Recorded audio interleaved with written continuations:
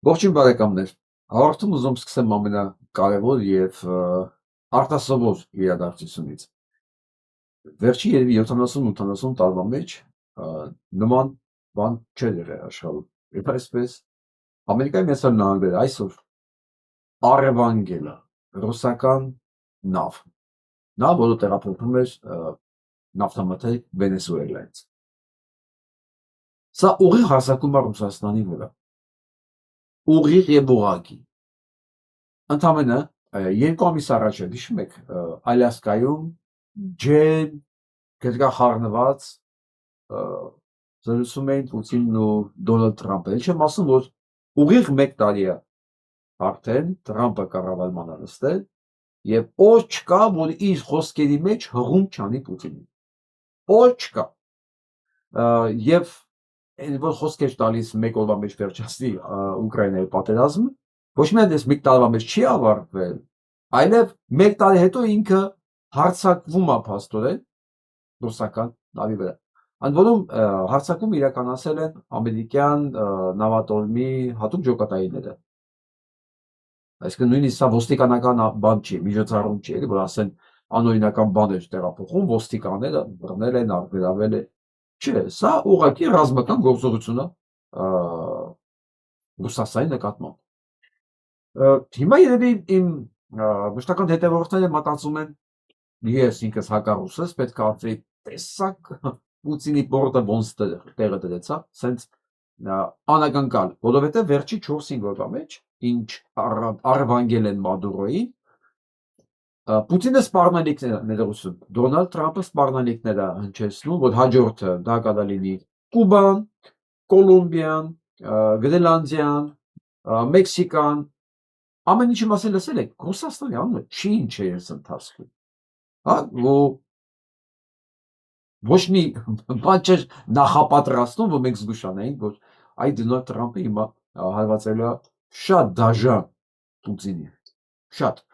Գիտեք, այս միջոցառումը եթե լիներ 1 տարի առաջ, կարող էինք ասել, եկավ Թրամփը եւ սենց վճռական ձեռը խփեց սեղանին, ասեց վերջ, դու սանկցիայի տակ ես Ռուսաստան, դու ոչ կարող ես նավթ վաճառել, ոչ էլ նավթ գնել։ Այն ժամանակ ասեինք, սա սանկցիաների կիրառում է, մի խոսքով կարգերի ավելի խստացում է, բայց չէ, սա դա չի, բոլորովին դա չի։ Սա կոչվում է ուղղակի ցայտնոտի մեջ ինչ մտքով անցնում է, անում է։ Իհարկե ռուսներին ատողները կարող են ուրախանալ այս հանգամանքի վրա, բայց ես ուրախանալու բան չեմ տեսնում։ Բացարձակապես, որովհետև սա տրամաբանական գործողությունների բանի շղթայի մեջ չի մտնում։ Այ ուրիշ բան եթե սա 1 տարի առաջ լիներ։ Իսկ ուզում եմ տեսնեք այս տեսանյութը,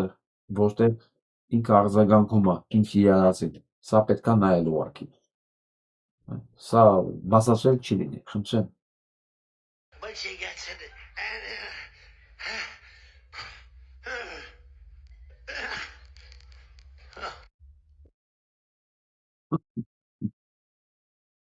Ու սա իմ աշխարհամերգերազոր երկրի ղեկավարն է, որը աշուձախ որոշել է բոլորի քունը խանգարի, միջև անգամ Պուտինը։ Եվ այսպես, ինչից պետք է զգուշանա Ալիևը, ես կարծում եմ, որ պետք է արդեն զգուշանա, որովհետև այդ հանգամանքը, որ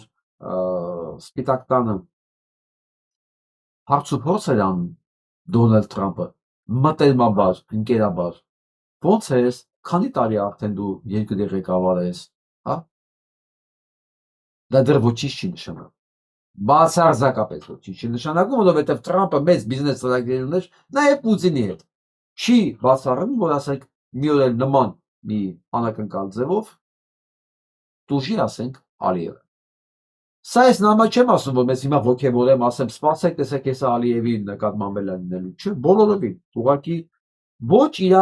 բարեկամը լինելուց, ոչ իր թշնամին լինելուց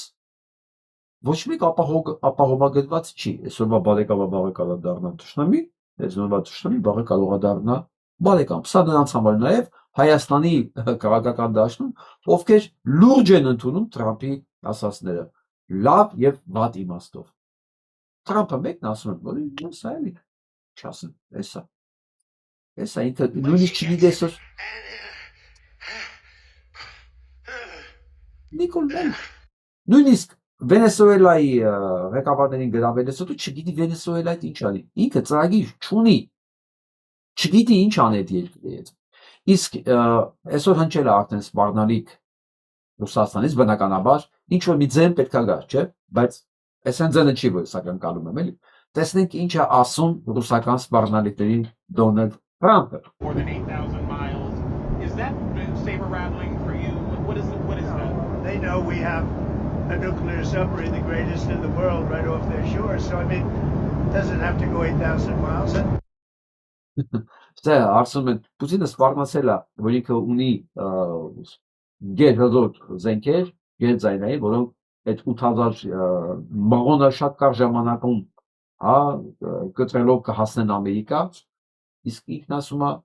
դե Պուտինը գիտի ասում, որ մենք ավելի հզոր զենքեր ունենք եւ մեր զենքերը կարիք չունեն 8000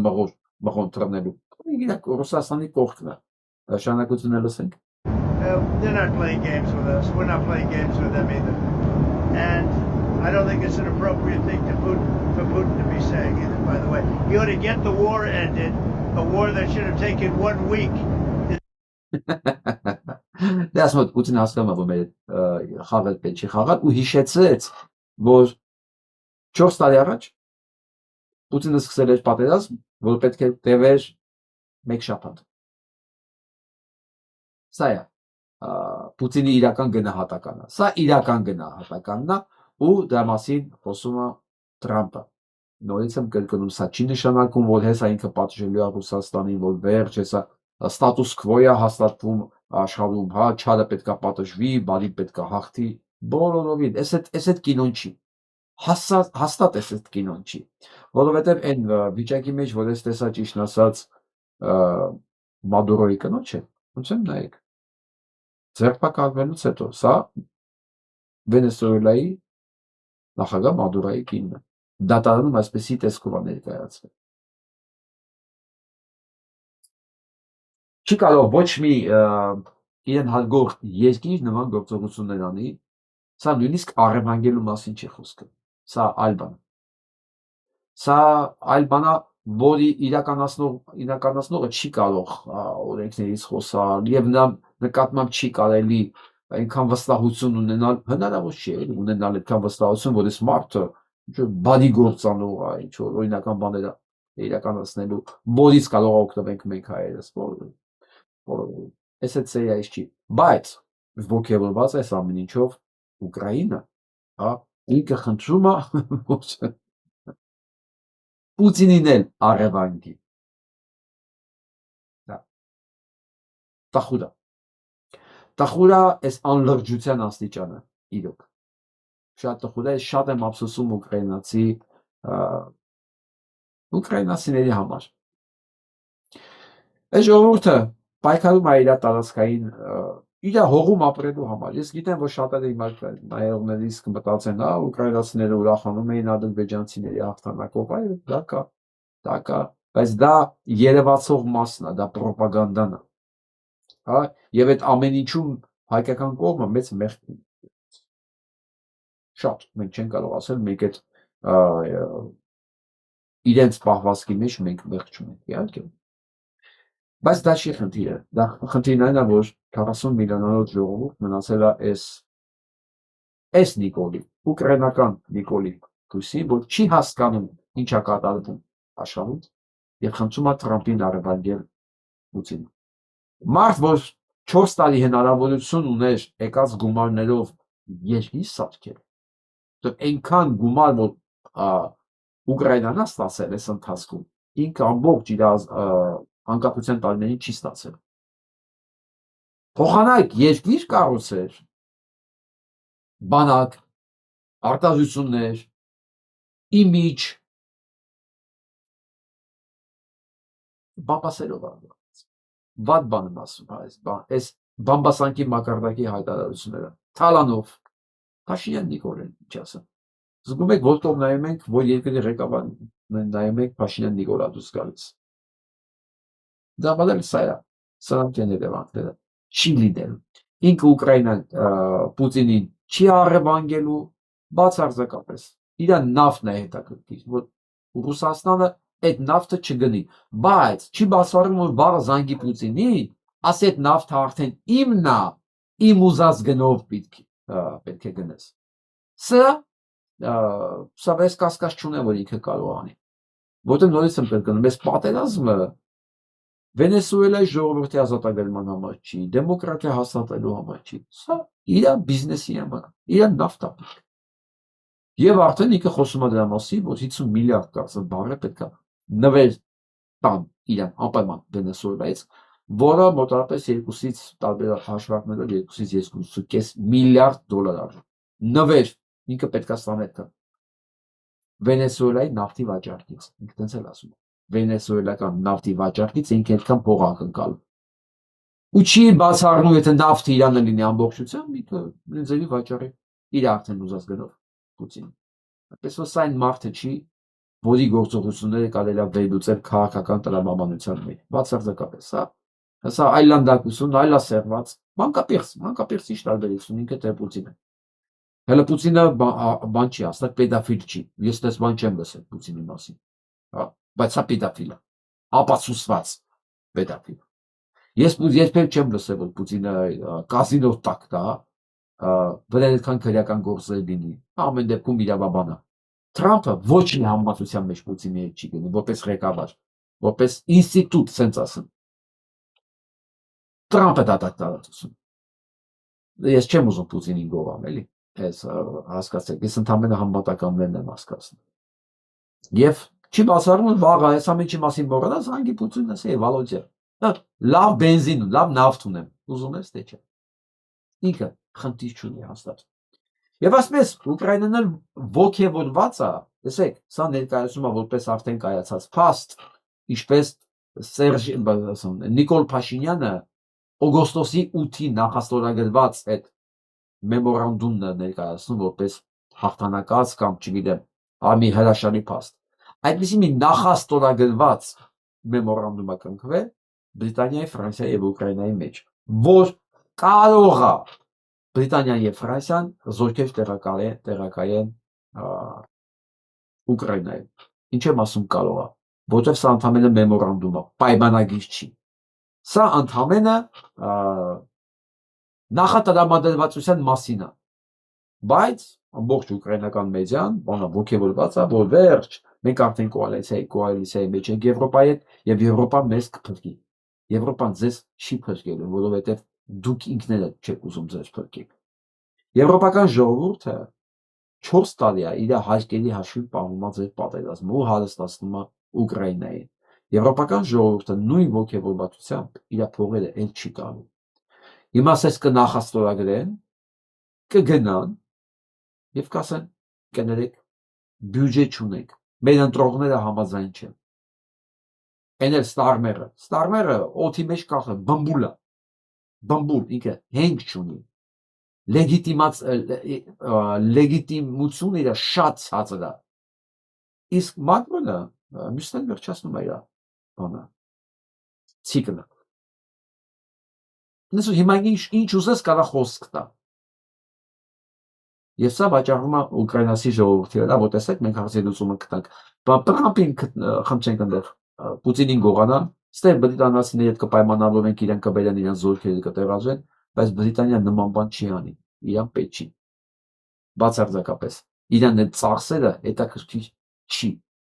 Ուրիշ բան, եթե ասեն դրա դիմաց խոսք տան, որ ասեն մի քանի քաղաք նվիրելու են Իսրայել։ Դա լրիվ այդ պարագայում հնարավոր է որ Բրիտանիան նույնիսկ զորքեր տեղադրի հենց այդ տարածքներում հрьяաներին ապահովելու համար։ Իսկ այս պարագայում չէ։ Ես չեմ հավատում դրան։ Հիմա գանք մեր տեղական նորություններին։ Հասցեն առաջի խմբականակը նավթի վաճառվել է, գրզոն ու լֆիկը վաճառեցին հաջողությամբ։ Թե չգիտեմ, ինչքան ժամանակում պետք է դա սպառվեր, բայց փաստացի վաճառել են եւ երկրորդ խմբականակն է գալիս Հայաստան։ Որ հայտարարություն։ Որը ինձ համար կապիտուլյացիայի հավասար մի բան է։ 3։ Սա հոգեբանական բարոյական կապիտուլյացիա է ազգիս համար։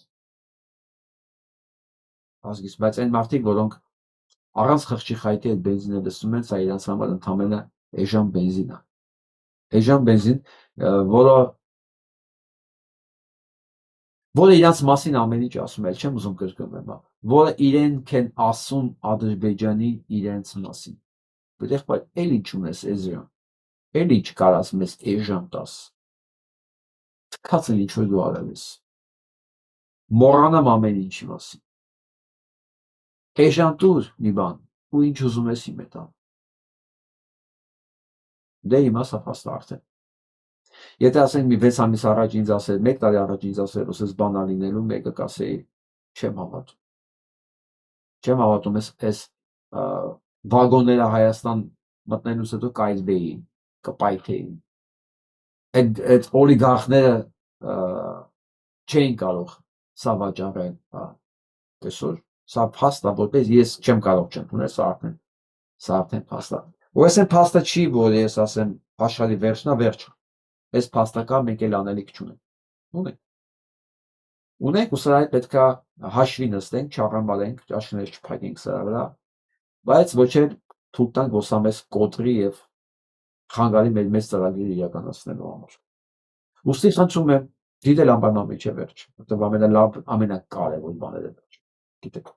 եւ անպայման տարածել։ Ու բաժանորդագրվեք, եթե բաժանորդագրված չեք։ Սրա դիմաց, այս օպերացիան լավ կառավարելու դիմաց, հասկացնելու դիմաց, լֆիկը, այս լֆիկ ստացավ 2 միլիարդ դրամի արտոնություն։ Դու արա ինչ որ Նիկոլին պետքա, օգնի ծախենք Հայաստանը, սպանենք ժողովրդին, դու պրոբլեմ չունես։ Լֆիկի նման մարդու համար, գրզոյի նման մարդու համար,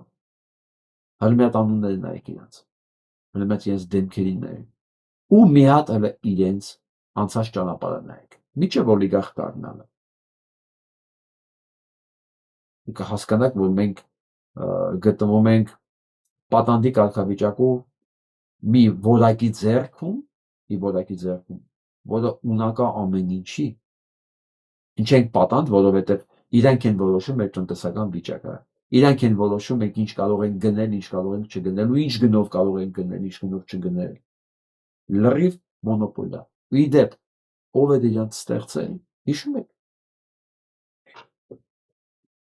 Նույն կլանը, նույն Լևոն Տեր-Պետրոսյանի կլանն ասել։ Որ ինչ է, գիտեք, Վանոն չգիտեր, լֆիկը քանի հոգու, իրա պարտների գլուխը ոնց կերա, ոնց սպանեց, որ իրա ձեթով են չսկսել իրաց։ Ինքը Վանոն չգիտեր, իհարկե գիտեր։ Իրանց ստեղծածնա։ Հետո սովետական փոխանցիկ կարմիր դրոշի նման, ու սա այդ սպանությունը մի դեպքը չի, ուղղակի այս ամենասկիզբն եմ ասում, Հետո այս օլիգարխները փոխանցիկ կարմիր դրոշի նման սկսեցին փոխանցվել Լևոնից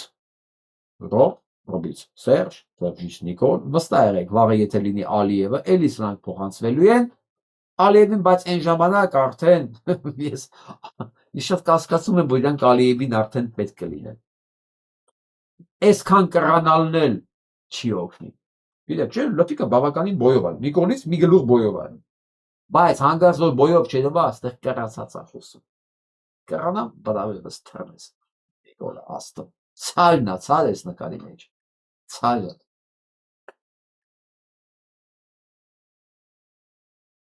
Այ դեպ ինքը միակը չի, որ արտոնությունն է ստացել։ Նաև ԿՊ-ական Վահագն Արսենյանի ջերմու գրուպին է դրել։ Բա Արսենյաններն արդեն ԿՊ-ական են։ Բա դա հենց առաջ Քոչյանի ժամանակ մի կուսակցություն կար, գրեք, եթե հիշում եք այդ կուսակցությունը, այս Արսենյան Գուգոյին մի հատ կուսակցություն էին բացել։ Հետո դարձան հանրապետական, այսօր էլ ԿՊ-ական են։ Վաղը կարող է լինել, չգիտեմ, յենի ադրբեջանական։ Ամեն ինչ կարող է լինել, իրանք ինչ գույն, ինչ ձև, ինչ բովանդակություն ասես կարող ունենան։ Մի նկարի մեջ Սերժիկին է, սս ներկայացնում, հաջորդ նկարի մեջ Նիկոլին է, Նիկոլ։ Դե ասենք, որ սրանց մեջ տարբերություն կա, բացարձակապես չկա։ Որ հեռու չգնանք, էլի։ Նախկին հանրապետական Վահրամ Կարապետյան, Չկալովկայի նախկին ՀՀ քաղաքական գյուղապետն է, ընդգրկվել է ՔՊ-ի ցուցակում։ Բոլոր հանրապետականները մեծ արտոնություններ ունեն ՔՊ-ում, ասենց սրտաբաց գրկաբաց իրենց ընդունում են, որովհետև նույն կուսակցությունն են մեծ հաշվով, նույն ծրագիրն են իրականացնում, եւ ոչ միայն հանրապետականները, կարևոր չի, որովհետև մենակ հանրապետականները չեն վազել իրենց, դա օրինակ երկրից, բարգավաճից, ինչքան ուզեք, հենց իրենց ինչ էր անդա, Սերգեյ նախկին ԲՀԿ-ական, որ Ղազագիր էր գրել, մոտ քֆուլ ուտելով, Գագիկ Ծառուկյանի Ղազագիր այսօր ԿՊ-ական է, Սերգեյ Մկրտչյան կարծեմ, էական չի։ Իշխանությունը լրատվականային հայտնի դարձավ, որ Գեղարքունիքի մարզի Սևան խոշորացված համայնքի Չկալովկա բնակավայրի վարչական ղեկավար նախկին հանրապետական Վահրամ Կարապետյանն ընդգրկվել է քաղաքացիական պայմանագրի կուսակցության 26 թվի խորհրդարանական ընտրությունների համամասնական ցուցակում։ Բա Մյաթյոսան նայեք հլա։ Այսօր ինչ կարող անել բացի տարբեր գույների կուսակցական լինելուց։ Խնդիր չունեն իրենք։ Ընդհանրապես խնդիր չունեն, որտեղ ասես մարդու համար օրվա գործ է լինի, պաշտոն է լինի, եկամուտ է լինի, ինչքան երկար դա կլինի, այնքան լավ իրենց համար։ Հետևանքները թե ինչ կլինի, սրանց ինտելեկտը թույլ չի տալի այդքան բանը մտածեն։ Դե չի հերիքում էլի։ Ինչ գնով է, ինչի դիմաց է, ինչ ա լինելու հետևանքները, չի լինի, էլի, իրանց ինտելեկտը չի հասնում։ Ուղղակի ես ուզում տեսնեմ այն մարդկանց դեմքերով սրանց ձեն են տալու։ Անկեղծ։ Թե չէ սրանց ինչ մեղադեմ։ Մեղադեմ, որ ասեմ, բան է կա, անբարոյական եք ուղեղ չկա գլուխների մտածելու համար։ Բայց չէ որ ես մարդու համար էլ չես ասի, որ ուղեղ չկա գլխին։ Ես էլ սա մասին խոսացի, չէ՞, գեներալ մայոր Կարենը Շաքարյան։ Հիմա ավելի մանրամասն կարդանք։ Հարցնում են, ասում են, կարող են Ջալալի նախկին պաշտոնի ՀՀ ՊՆ ռազմական վերահսկողության ծառայության պետի ԺՊ-ից ուզում ես պետ դառնաս։ Փաստորեն հիմա այսքան բան անելուց հետո ինքը Հայաստանի ռազմական վերահսկողության ծառայության պետի ժամանակավոր պաշտոնակատար է։ Ինչ յուղոտ պաշտոն է ստացել դավաճանություն իրականացնելու համար։ Հիմա եւի մտածում է ոնց սենց ականհայտ գցնելով դառնա ժամանակավորից մշտական։ Կդառնաս դու պրոբլեմ չունես։ Չդառնաս էլ փողը ու Պապիկյանին վաղը նախարարել կդառնաս իր տեղը։ Ճիշտ քանակությամբ որ փողը տաս էլի։ Ու հարցնում են, ուղղակի ասում են, Շաքարյան Կարեն, ընկերդ Միքայել Արզումանյանն ուր է։ Սրանց համար ինչ ընկերություն։ Ոնց որ ԿՊ-ականներին հարցնես ընկերդ ուր է։ Վաղ ձեր է լինելու բան։ Մարտունիդ ասում են ուր է։ Հա Շաքարյան Կարեն։ Ճարտարդ ուր է։ Պապենիդ գերեզմանն ուր է։ Դուք ընդհանրապես անոտ աբուր նամուս հասիդ ունեք։ Հարց են տալի այլ ոչ։ Ոչ կյանքիդ գործն ու ապրածդ Նիկոլը դրել է թուրքերի ոտերի տակ, ճիշտ է ասում։ Նայա դրա ոտքերն է սրբել, դու այսօր Նիկոլից գործ ես մունում, ձեռի հետ էլ կաթողիկոսի դեմ ու ուխտա երթի ես մասնակցում։ Արալավ դու գետին է չեք մտնում։ Դուք որ գեներալ մայոր եք հասել, ես վերջաբանն եք երազել։ Ուղղակի հարգելի Արամ Գևորգյան, ինչ է նշանակում Ղարաբաղում հասնել գեներալ մայոր։ Ղարաբաղում գեներալ մայոր հասնելու համար ընդամենը պետք է ժամանակին ճիշտ տեղը մտնել ու ճիշտ քանակությամբ փող տալ։ Կա գեներալի սիմուս էլ ստանային ընդ։ Ու դա ոչ իման չի ասում։ Ոչ մասնագիտական իմաստով ասում։ Անպայման չէ, բան չէ, կոչում է։ Ոչ մարդկային առավել այնպես որ ինչի մասն է խոսքը, ինչ ամոթ, ինչ բան։ Սա նայեք։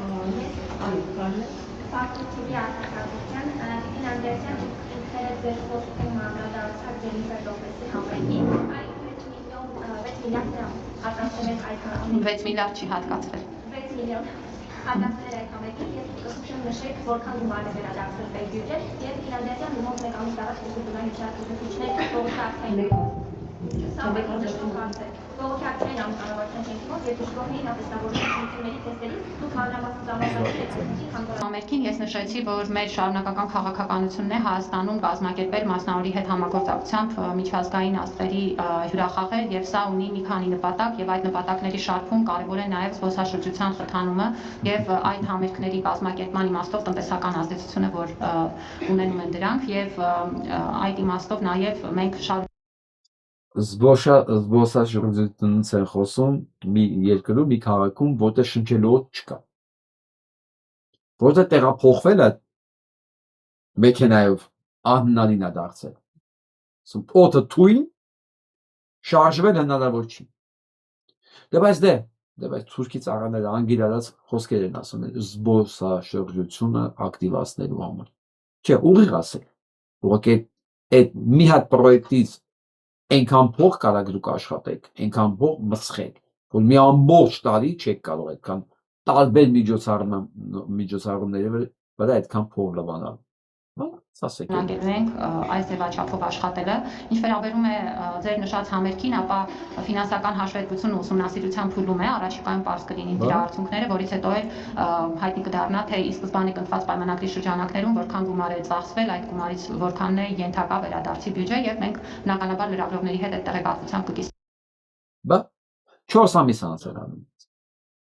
4 ամսա մեջ իրանք չգիտեմ ինչքան է եղել, ոնց է եղել, 4 ամիս։ Ես վստահ եմ, որ մյուս տարի ժամանակ են հարց տան, ինք ասել է ուսումնասիրության փուլում է, ուսումնասիրության, որ մենք տնանք, այսինքն ոչ մի հաշվարկ չունեին, էլ այդքան փողը ծախսել է իմաստուներ, թե չուներ։ Էդի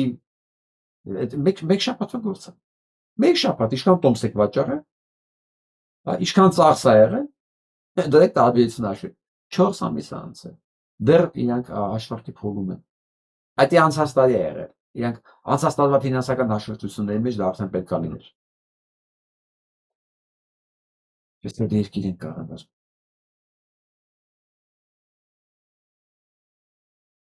Ստրասբուրգի ճանապարհին են գործերը քրեական Միքայել arczepiskopos Աջապայանի փաստաբանները դիմում են եվրոպական դատարան շատ լավ։ Գիտեք ինչն է աբսուրդը, որ եվրոպական դատարան գնացած գործերը, որոնք որպես կանոն բոլորը պարտվում է բոլորը դա մնում են անհետևանք, այսինքն են դատավորներ, դատախազներ են, քննիչները, որոնք կազմել են այդ գործերը, հա, խախտել են օրենքները, որի պատճառով այդ տուգանքները դրվում Հայաստանի Հանրապետության վրա, փաստորեն այդ դատավոր դատախազները ոչ մի պատասխանատվության չեն ենթարկվում։ Իրենց հանցանքների համար, փաստորեն մարդիկ դրանց պատճառով տարիներ քաշքշուկի մեջ են, կորցնում են առողջություն, բանտարկվում են, ֆինանսական տուժեր են կորցնում, հոգեկան հանգստություն եւ այլն եւ այլն։ Տարիներ տևում է միջև այդ դատարանը որոշումներ է կայացում Եվրոպայում, հետ են գալիս ու ոչ մեկ ոչինչ պատասխանատվություն չի կրում։ Եթե հրաշքով մի օր մենք պետություն ունենանք, իրոք ազգային պետություն, այն բոլոր գործերը, որոնք պարտվել են միջազգային դատարանում, այդ բոլոր գործերը քննած դատավորները, դատախազները, քննիչները, то չգիտեմ, բոլոր ովքեր զբաղված են այդ գործերով, իրանք ոչ միայն պետք է փոխհատուցեն այդ վնասները, այլ պետք է հավերժ զրկվեն համակարգում աշխատելուց։ Հավերժ նայած մեղքի ծանրությունից կարող է նույնիսկ իրանք դատվեն, բայց եթե չդատվեն, իրանք էլ համակարգում չեն կարող աշխատել։ Ոչ դատավոր, ոչ դատախազ, ոչ քննիչ, ոչ նախաքննիչ, ոչ մի բան։ Եթե մի օր մեկը լինի ասի ես իմ նախընտրական ծրագրի մեջ կա, սա հատուկ հետով էլի, ես կասեմ բրավո, բրավո քեզ։ Իմ ձայնը քեզ։ Բայց ընդդի մոդիլ դաշտել է հասկանում եք։ Ռուս-թուրքական կլանը սա չի կարող առաջարկել։ Իրեք չի առաջարկել, որովհետև բոլոր դատավորներն ու դատախազներն իրենց նշանակացնեն ու իրանց են ծառայել։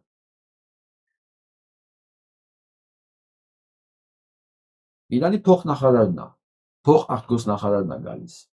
Երևան։ Հետաքրքիր է։ Եվ ինչպես որ ակնկալում էր, հարցը նորից փոխադրումներն է, ճանապարհը, ես վստահ եմ, որ դա իրենց ասած Զանգեզուրի միջանցքն է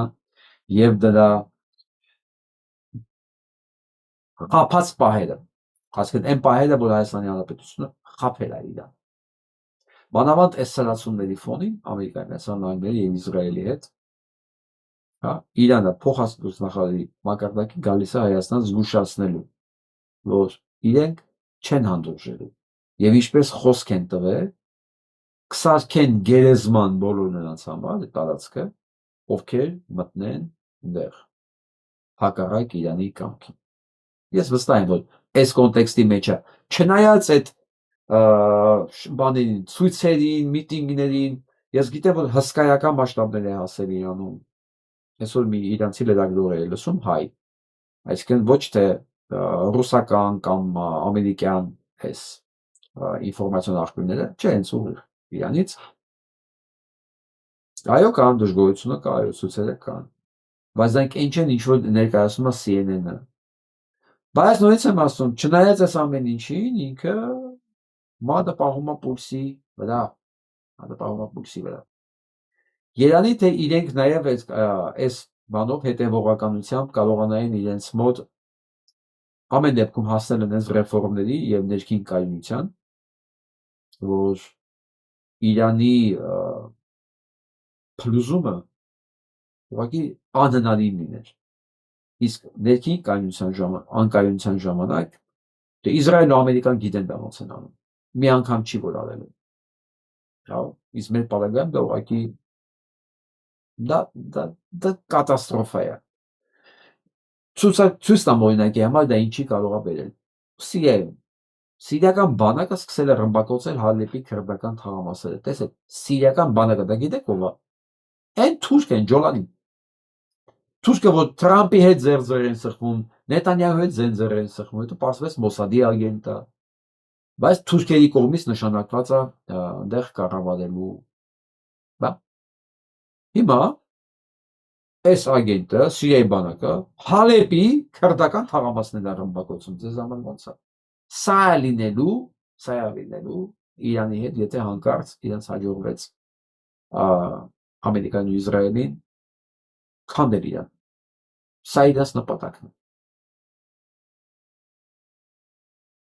Ինչի է քրդական բաները ռմբակոծում, սա թուրքերի երազանքն է, որ հանկարծ նորից միավորման եւ քրդական ֆակտորի ուժեղացում տեղի չունենա, որտեղ այս երկու օրը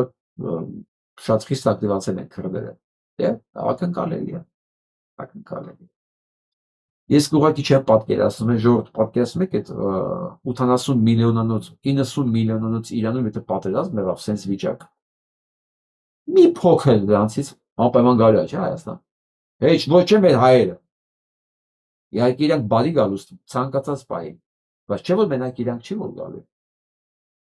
1-2 միլիոն էլ փախստական հանգած նստվեց Հայաստան։ Դրանց մեծ մասը կարող ադրբեջանցի լինի։ Ոչ թե ադրբեջանցի, չէ, Իրանի ադրբեջանց։ Ու ինչ է կարծում, դրանք չեն գալու Երևան։ Այսինքն մի մասը կգա, բայց ոչ բոլորն են գալու Երևան։ Կմնացնու։ Եվ այդպես կարող է լուծվի Սյունիքի հարցը, հօգուտ Ադրբեջանի եւ Թուրքիայի։ Դրա համար ես այսքան զգուշ եմ, հետևողական եմ ու մտահոգված Իրանի համար։ Այս հետևանքների համար։ Ասում Երանի թե Իրանը կարողանար ներքին այդ խռովությունները ռեֆորմներով կասեցնել եւ հաջողություն գնաց, ոչ չփլուզվի։ Նայելով իրանական պատմությանը, ես կարող եմ ասել, որ նման նախադեպ չկա, որ կարող փլուզվի։ Իրանցիները շատ համբերատար են եւ քիչ ոգևորվող։ Իրանց ուղղակի ցնցել բան շատ դժվար։ Իրենք կդիմանան սա մեջով կանցնեն։ Սա պատմական փորձի վրա եմ ասում, բայց ինչ իմանամ հիմա ինչ նոր տեխնոլոգիաներ կա, որ դա կարող է ուղղակի էլ առաջվա նման աշխատել։ Հալեպում ապրող հայ Սուրբ Գրիգոր Լուսավորիչ եկեղեցու ներքնահարկը ծառայում է ներքնասրահ որպես ապաստան հայերի համար։ Խեղճ իմ Հալեպի հայեր, ինչեր տեսան ես վերջի 15 տարվա մեջ, ինչեր տեսան։ Ես ես հիշացնեմ, երբ որ ռմբակոծում էին Հալեպի հայկական թաղամասերը, դա ռմբակոծում է Սուրավիկին է, ռուսական գեներալ, ռուսներն էին ռմբակոծում Հալեպը, որի արդյունքում մեծ հոսք հայերի եկավ Հայաստան։ Դա Սերժ Սարգսյանի ժամանակն էր, որի ժամանակ Սերժ Սարգսյանը շատ դեպքերում արգել է դրանց մուտքը Հայաստան։ Եվ դրան գնացին գիտեք ուր? Թուրքիա։ Թուրքիան ընդունեց առանց անձնագիր առանցման փախստականի կարգավիճակ հայերին։ Հայերին մերժում էին, պահում էին օրերով, հետ էին տալի օդանավակայան զվարթնոցի։ Սա Սերժիկ Սարգսյանն էր, ու ռմբակոծում էին ռուսները։ Ես ոչինչ չեմ մոռացել։ Հիմա էլի նայենք ինչ է կատարվում աշխարհում։ Հրամայել է Թրամփը, որ Վենեսուելա պետք է բոլոր կապերը կտրի Չինաստանի եւ Ռուսաստանի հետ։ Հակառակ դեպքում ինքը գրավելու է, խոսքատվել, որ պետք է գրավի էլի։ Գրավի, որովհետեւ իրաց նավթա պետք է ամեն անգամ շեշտում է, որ իրանք շատ լավ կարող են նավթը վաճառել։ Վենեսուելացիները լավ չեն կարողանում անել, բայց իրանք շատ լավ կարող են։ Եվ Չինաստանը արդեն լուրջ է ընդունել այս հայտարարությունը ու սկսել են վերակարգավորել իրենց նավթամշակման բաները, հիմնարկները վենեսուելական նավթի փոխարեն իրանական նավթը մշակելու համար։ Լուրջ են ընդունել, որովհետև կարանի։ Մի ժամանակ ասենք երևի ոչ մեկ չէ սպասում, որ տես բան կանի, հիմա փաստորեն արեց։ Ռմբակոծեց, հիմա էլ արձակվել է Ռուսաստանի վրա։ Այնպես որ, բայց սա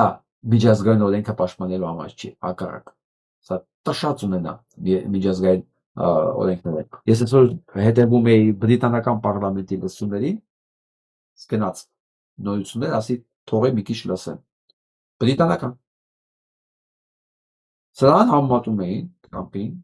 համատում էին ավազակի հետ, գանգստերի հետ։ Գանգստեր, որի գործողությունները ոչ մի ձև չի տեղավորվում ոչ տեղական, ոչ միջազգային, ոչ մարդկային, ոչ մի օրենքների մեջ։ Սա բրիտանական պարլամենտը, Բրիտանիան ու Ամերիկայի Միացյալ Նահանգները իրանք հազվադեպ են տարակարծիք լինում ցած հարցերում։ Շատ հազվադեպ։ Ուղղակի համատելու համար ասեմ, Ամերիկայի Միացյալ Նահանգների բոլոր ագրեսիաները Միջին Արևելքում, դա կլիներ Լիբիայի, դա կլիներ Իրաքի, դա կլիներ Սիրիայի, դա կլիներ Լիբանանի, բոլորը եղել են մասնակցած նաև բրիտանական ավիացիոն ուժերը։ Բրիտանիան, Ֆրանսիան, բոլորը մասնակցել են այդ հարձակումներին, այդ կոտորածներին, դա մենակ Ամերիկայի ձեռքով չի արվել։ Բայց հիմա սրան բրիտանական պարլամենտում համանում են գանգստեր, ավազակ, մի այլանդակ մի բան։ Ամերիկյան հայտնի էկոնոմիստներից մեկը ուղղակի աղաղակում է, որ այս այլանդակությունը, ինչ որ նախաձեռնել է Թրամփը, դա ամենամեծ հարվածն է ամերիկյան սուվերենությանը եւ տնտեսությանը, որ սա ունենալու է դոլարի վրա մեծ ազդեցություն եւ տնտեսության վրա մեծ ազդեցություն եւ քաղաքական հետևանքներ ունենալու։ Ամեն դեպքում այն ինչ որ ինքը իմանում է, նույնիսկ եթե ինքը 2 միլիարդ դոլար ընդհանրապես կարողանա նվեր ստանա Վենեսուելայից, վնասները իրական շատ ավելի շատ են լինելու։ Շատ լուրջ հաշվարկ կա Թրամփը։ Եվ նորին չադրել իր էքսում ասում է փաստորեն 90 տեղեկացա, որ Վենեսուելան պատրաստվում է ընդունի մեր առաջարկը նավթի վաճառքի հետ կապված եւ խոստանում է, որ գնելու է բացառապես ամերիկյան արտադրանք։ Սա ռեկետ է։ Ու բանը եւ ինքը շատ մեծ ասում է օգուտներ կստանա մեր նոր նավթային գործարքից։ Ինչ է խոսում, ասում է ռեկետ է, ռեկետ գրավել է, ասում է դու փող կստանաս ես քեզ նավթ վաճառել եմ, քեզ փող կտամ, ու դու պարտավոր ես իմ ապրանքները առնես։ Բա ու ասում ամեն ինչը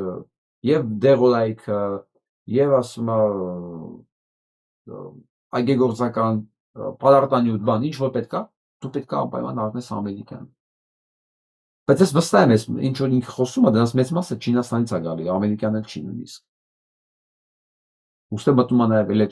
էլեկտրոնային սարքեր մեքենաշինություն եւ այլն բայց դա մեծ մասը գալու է Չինաստանից դա ամերիկյան էլ չի հաստատ էլի եւ վերջում անպայման շեշտում է որ սրանից մեծ օգուտ ստանալու Վենեսուելայի բնակչությունը բայց այս ամեն ինչ իր համար է անում դա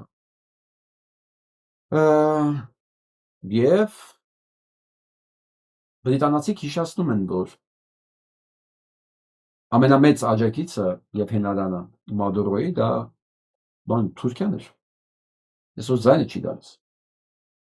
ամենա աջակիցը ՆԱՏՕ-ի մեջ ամենա լուրջ աջակիցը ՆԱՏՕ-ի մեջ ներկան չէ աջակիցներ Չինաստանը, Ռուսաստանը, ես մասին չի խոսում, հիշեցնում եմ, որ ՆԱՏՕ-ի անդամ Թուրքիան է ամենամեծ աջակիցը, այս հանցագործի, ձայն չկա, բայց այս սանով չի եզապարկվում, Թրամպը մտադիր է նաև ռազմական, գետնի վրա, ռազմական ինտերվենցիայի, ով կմտածել մեկ տարի հետո, սենց բանեն էլ վճավել վշպակած ամերիկյան պետությունների նկատմամբ։ Ինքը խոսում էր լրիվ ուրիշ բանից։ Լրիվ խաղաղություն, բան։ Հիմա պատրաստած զորքեր ուղարկել։ Եվ հարցնում են դու երիտասարդ ամերիկացիներին ես ուղարկել զինվորներին։ Հա, ասում է։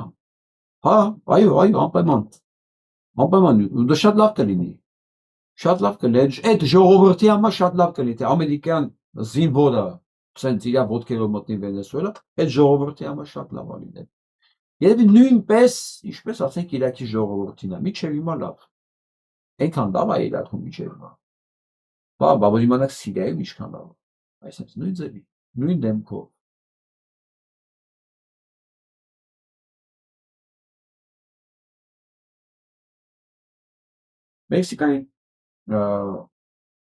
Մեքսիկային էլ չէ սպառնացել։ Մեքսիկայի նախագահը բարձ ասում է, եղբայր, Մեքսիկան Վենեսուելա չի։ Այ տեսնեմ ոնց է գրավում։ Մենք պատրաստ ենք։ Քո այդ պատերազմի։ Հիշեցնեմ, որ Կոլումբիայի նախագահն էլ էր ասում։ Նույն բանը։ Ասում տեղս գիտես։ Դե քեզ եմ սպասում։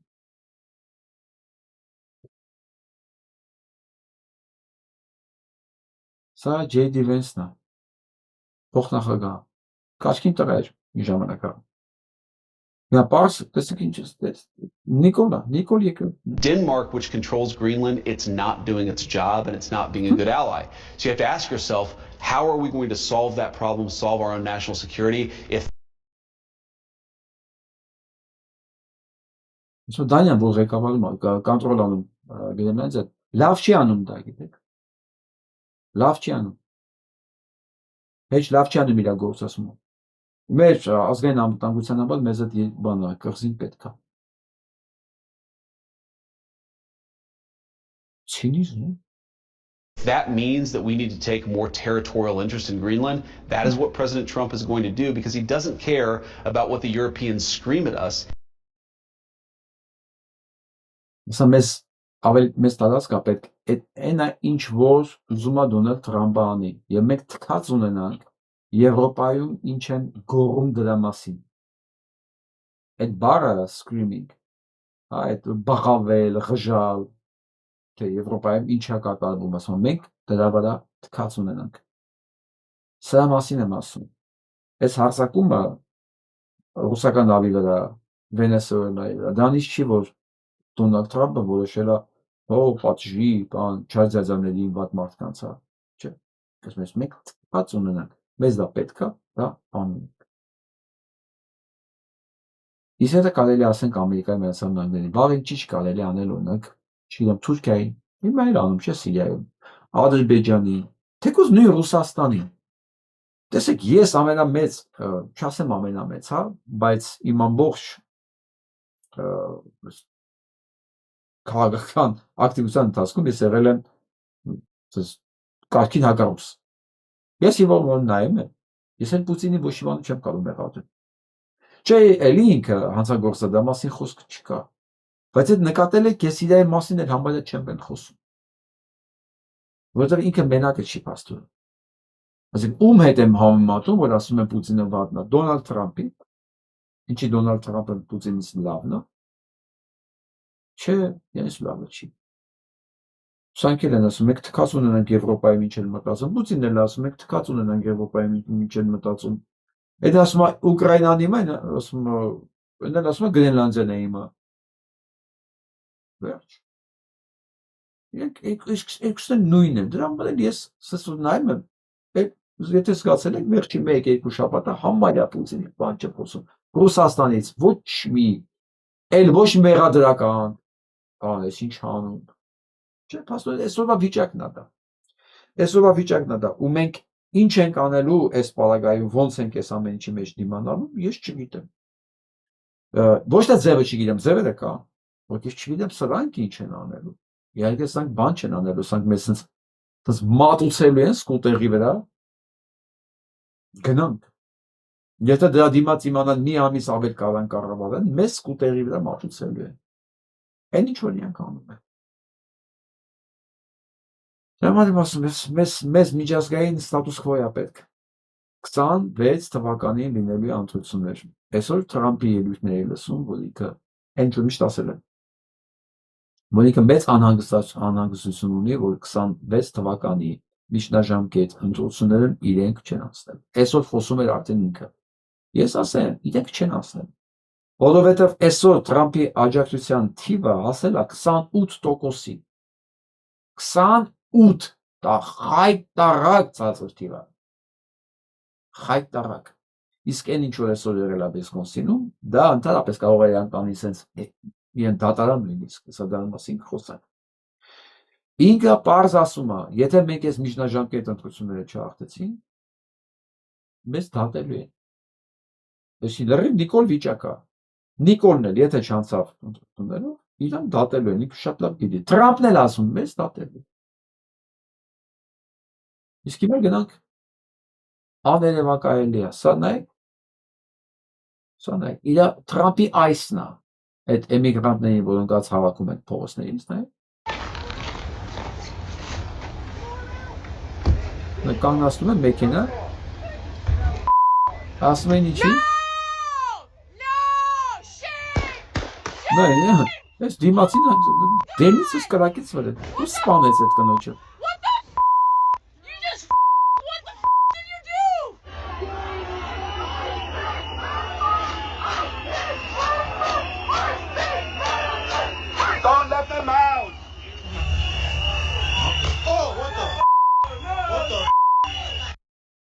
Սենց բոլոր աշկի առաջ կնոջը սպանեցին։ Տեսեք ինչ է կատարվում հիմա Վիսկոնսինում։ Այդ այսի բանը ծառայողներին ինչ են, քարերով, ձնագնդիկներով, ինչով հնարավոր է, ուղղակի սատկացնում են։ Սենց անում ժողովրդավարությունը։ Սա հենց ուղիղ ժողովրդավարությունն է։ Ստեղ ընդեղ բան չկա, ես քաղաքականությունով չեմ զբաղվում։ Այդ ումը սպանել են, ինքը քաղաքացի է եղել, միգրանտ է չի եղել, ու դիմացիցս լաբավույն խփեց, հիմա տես Վիսկոնսինի ժողովուրդին չի ասում, իսկ սա էլ հենց բանն է, Վիսկոնսինի քաղաքապետն է, նայեք, fuck out of Minneapolis. To ICE, get the fuck out of Minneapolis. Ասում եմ, այսի մենակ մի բան եմ ասում, այդ Թրամփի զորքերն են, պետք է ասեմ կրեք, սիկտիր եղեք Մինեապոլիսից, հենց դեց, քաղաքապետը Մինեապոլիսին, Թրամփի զորքերին ասում է, գնացեք գլովիծոցը Մինեապոլիսից, դուք հանցագործեք, սա էլ այս ոստիկանին լսենք Մինեապոլիսին, committed to honoring the Minneapolis Police Department is committed to honoring the human dignity of every person in our community.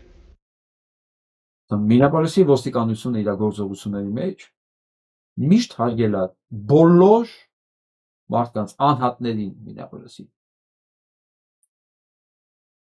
The Minneapolis Police Department does not participate in immigration enforcement. Մինեապոլիսի բաները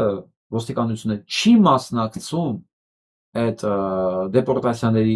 այս process-ին. Իրանց գործը չի We դա. do not care and do not ask people about immigration status. Մենք չենք հարցնում եւ դա մեր գործը չի իր էմիգրացիոն ստատուսի վերաբերյալ. Իրանք ուղղակի չեն հարցնում դա, մենք ասում ենք կապ չունենք. People in our community need to know that they can feel confident that when they need help, they can call 911. Ասում եմ, մենք ուզում ենք, որ մեր բնակիչները վստահ զգան, որ եթե իրանց օգնություն ա պետք, իրենք հանգիստ զանգեն 911. And we will show up for everyone and not be afraid to call because they think we might turn them over. Մենք գանք բոլորի համար ասում եմ, բոլորի. For some civil immigration violation. That's not our job. Our mission is to keep everyone in this town safe. Մեր գործը բոլորին այս քաղաքում ապահով պահելն է. Տեսեք, ոստիկանները չեն գերազանց այս ոստիկանությունը նայ. And we cannot accomplish that if a huge segment of this community is too scared to call. Ասում եւ դա մենք չենք կարողանանք, եթե հանկարծ մեր բնակիչները վախենան զանգեն. Us when they need help, because that makes Եվ դրանք մեզ երբ իրանք մեր կարիք ունեն, մեզ չզանգեն, մենք չենք կարող իրանց օգնել. everyone less safe. The Սենց ճար կմտածենք մենք երբևէ որ մեր ոստիկաններից կարող լսենք. Պարզ ասում է. Զանգեք ցանկացած ժամանակ ես ձեզ օգնություն ապետ, որտեղ մենք չենք կարող օգնել ձեզ, եթե դուք մեզ չենք զանգում։ Դուք պետք է վստահեք մեզ։ Մենք թքած ունենանք ստատուսների վրա, մենք չենք մասնակցում այդ էմիգրացիոն process-ների վրա։ Մեզ դա հետաքրքիր չի, մեզ հետաքրքիր է ձեր ապահովությունը։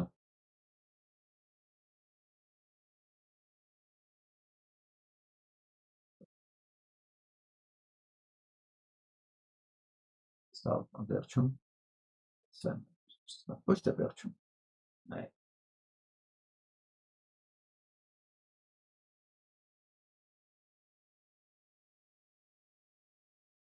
Սա գիտեք ինչ է։ Սա հոգեվիճակ։ Իսկ իմաստը նայեք։ Ստե իր մոտ են կռանում օլիգարխները։ Երբ որ ինքը վարչապետ է։ Իսկ ստեղ ինքը մենակ է։ Այստեղ։ Ստեղ ինքը իր հետ է։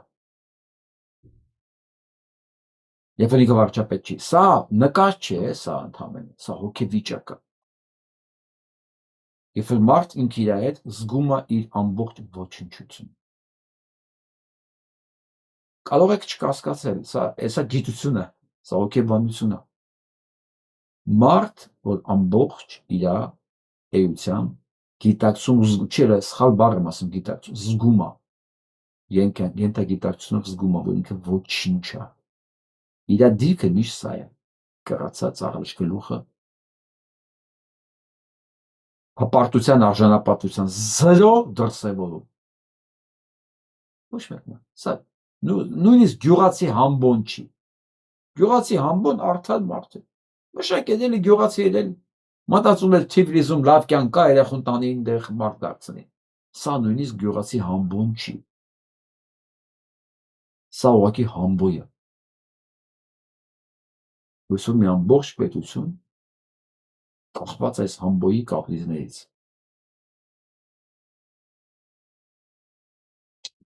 Սա ողբերգություն է։ Իմջալոց այս համբոյին իրանից համբոներն են, իրանից վերան համբոներն են, այսենց բանանում, ոգևորում։ Զգում եք տարբերություններ բնակարան։ Ոչ մի արժանապատիվ մարդ է սա չի կարող այս դիրքով շփվել։ Ու փողը ստե կապ չունի։ Կարող մարդ միլիարդ հատել լինի, միլիարդ հատել բոմժ, ոնց է սրանք է։ բոմժ դա հոգեբանություն է, դա տեսակ է, դա փողի հետ կապ չունի։ Ես նոր եմ եկել Նյու Յորք 6 տարի առաջ։ Այդ ձմեռ մի հատ այտենց բոմժ մահացավ սալյակի վրա։ Թերթերը գրեցին, ինչի գրեցին, որովհետև որ նա տեղափոխել էին, դա սալյակի վրայից վերցնելուց տեսել են իր նստարանի տակը տուփելով փող ա դրած։ Հաշվել էին 170 քանի հազար դոլար իր տակը փող կա դրած։ Ինքը նստած էր, ինքը այդ վիճակում կեղտոտ մրոտ անտուն բոմժ դրի։ Բայց ինքը նստած էր 170,000 դոլարի վրա, ու ինքը դեռ կոպեկ փողեր ավարտում։ Բոմժը դա քանակությունը չի, դա վիճակ է, դա հոգեվիճակ է։ Հասկանում եք, ես այդ հոգեվիճակը հնարավոր չի կոծկել։ Մանավանդ պատահական կադրերի ժամանակ սես, օպա, երևում։ Իսկ ես չեմ ասում քայլելու նայեք, քայլելը, ձեռքերի շարժումները, նստած դիրքը, աչքերի խաղը, ամեն ինչ ասում եմ բան, սա Սերգեյ Դեբունիկը ոչ մեկը։ Բան չունեց։ Հետաքրքիր բան եմ ասա նայեք, ադրբեջանցին պատմում է Ադրբեջանի գիտա, наверное, լսենք։ Причиной появления оперного театра в Баку, как рассказывают, был приезд Антонины Неждановой.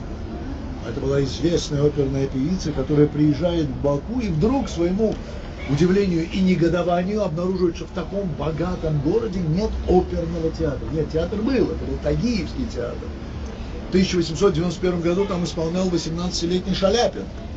Но Тагиевский театр был приспособлен, он был все-таки маленькая часть театра мускомедии. А вот классической оперы в Баку не было, и этот театр обязуются возвести братья Маиловы. Это были владельцы крупных рыбных промыслов на Куре, рыбопромышленники. И вот они возводят этот театр ударными темпами.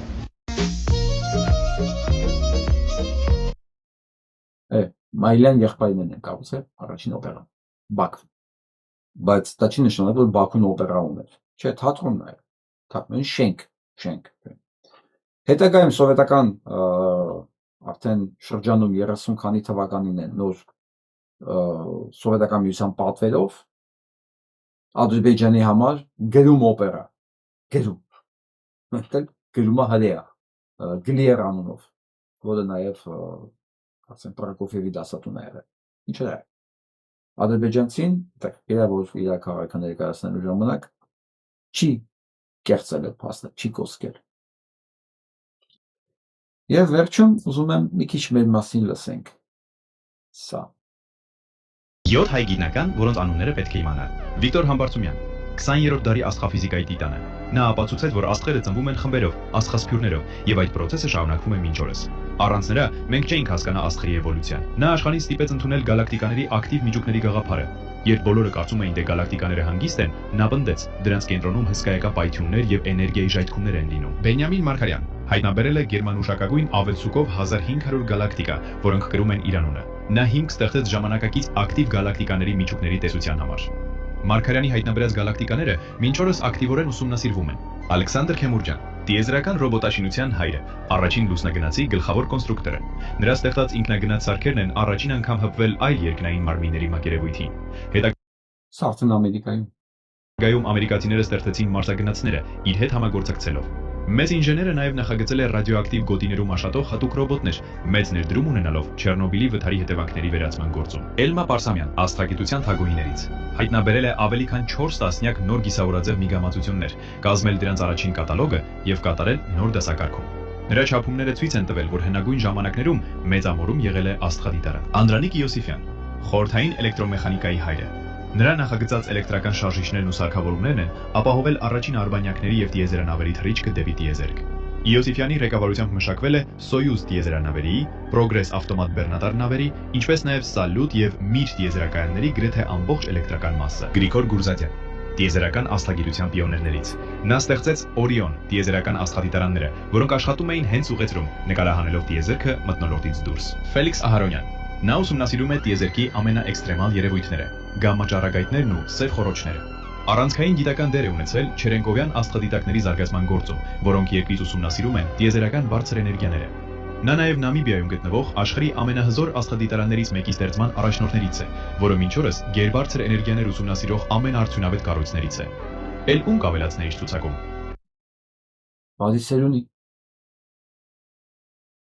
Բադիսերունի։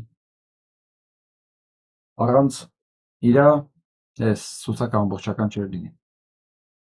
Առնվազն Բադիսերունի։ Մերգելանին կավելացնեի։